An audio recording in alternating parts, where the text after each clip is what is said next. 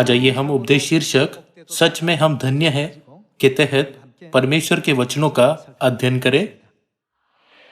इस युग में हम सच में धन्य लोग हैं। आइए हम बाइबल के जरिए यह जानें कि हम सच में कितने धन्य हैं। आइए हम भजन संहिता अध्याय 1 आयत 1 देखें। क्या ही धन्य है वह पुरुष जो दुष्टों की युक्ति पर नहीं चलता।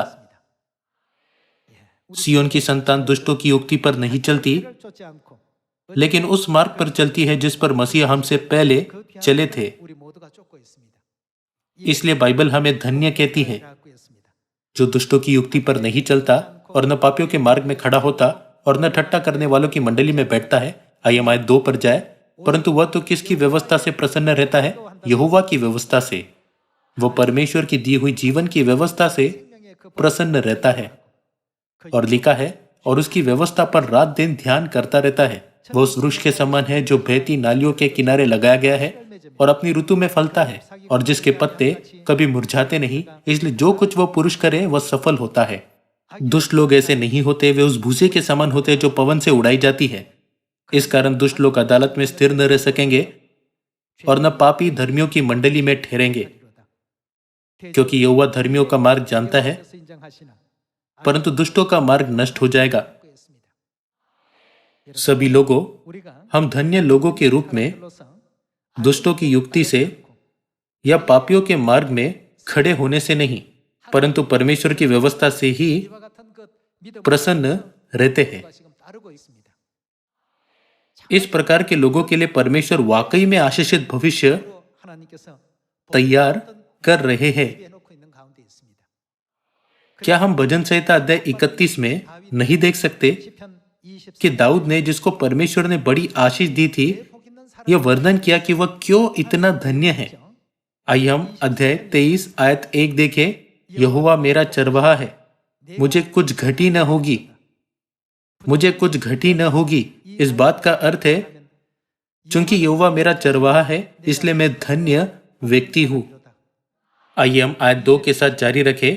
वह मुझे हरी हरी चराइयों में बैठाता है, वह मुझे सुखदायक जल के झरने के पास ले चलता है। वह मेरे जी में जी ले आता है। धर्म के मार्गों में वह अपने नाम के निमित्त मेरी अगुवाई करता है।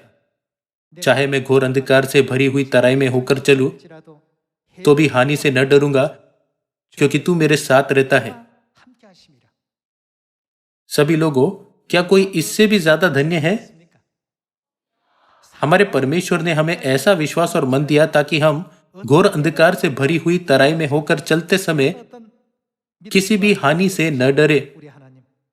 लोग जो इस प्रकार की स्थिति में हैं, सच में धन्य हैं। सभी लोगों, क्या आप ऐसी स्थिति में नहीं होना चाहते?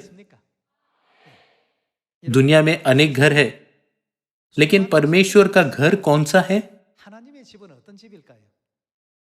आइए हम यह पुष्टि करें कि हम परमेश्वर के घर में परमेश्वर की महिमा और स्तुति कर रहे हैं। आइए हम भजन संहिता अध्याय 132 आयत 13 देखें। क्योंकि यहोवा ने सियोन को अपनाया है और उसे अपने क्या निवास के लिए चाहा है। दूसरे शब्दों में अपने निवास का अर्थ क्या है? इसका अर्थ है परमेश्वर का घर। आइए हम आयत 14 देखें। यह तो युग युग के लिए मेरा विश्राम स्थान है, यही मैं रहूंगा, क्योंकि मैंने इसको चाहा है। मैं इसमें की भोजन वस्तुओं पर अति आशीष दूंगा और इसके दरिद्रों को रोटी से तृप्त करूंगा।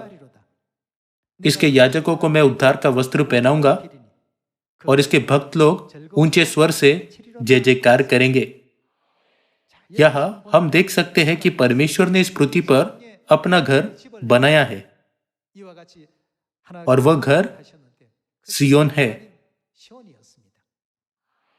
तब सियोन में किस प्रकार की बहुमूल्य प्रतिज्ञाएं और आशीषें हैं? आइए हम अध्याय 133 देखें। आइए हम आयत 1 से पढ़ें। देखो, यह क्या ही भली और मनोहर बात है कि भाई लोग आपस में मिले रहे। यह तो उस उत्तम तेल के समान है जो हारून के सिर पर डाला गया था और उसकी दाढ़ी पर बहकर उसके वस्त्र की छोर तक पहुंच गया। यह हरमोन की उस ओस के समान है जो सिय्योन के पहाड़ों पर गिरती है यहोवा ने तो वही क्या सदा के जीवन की आशीष ठहराई है। अनंत जीवन परमेश्वर के घर में मिलता है। परमेश्वर के घर में वास करने वाले उन सबों को परमेश्वर ने अनंत जीवन का उपहार दिया है। जब हम यह सब देखते हैं तो क्या हम सच में धन्य लोग नहीं हैं? आज मैं और आप परमेश्वर के घर में निवास करते हैं।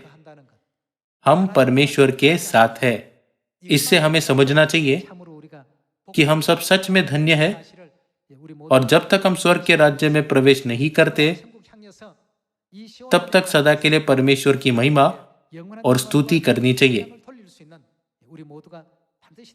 आपका बहुत बहुत धन्यवाद।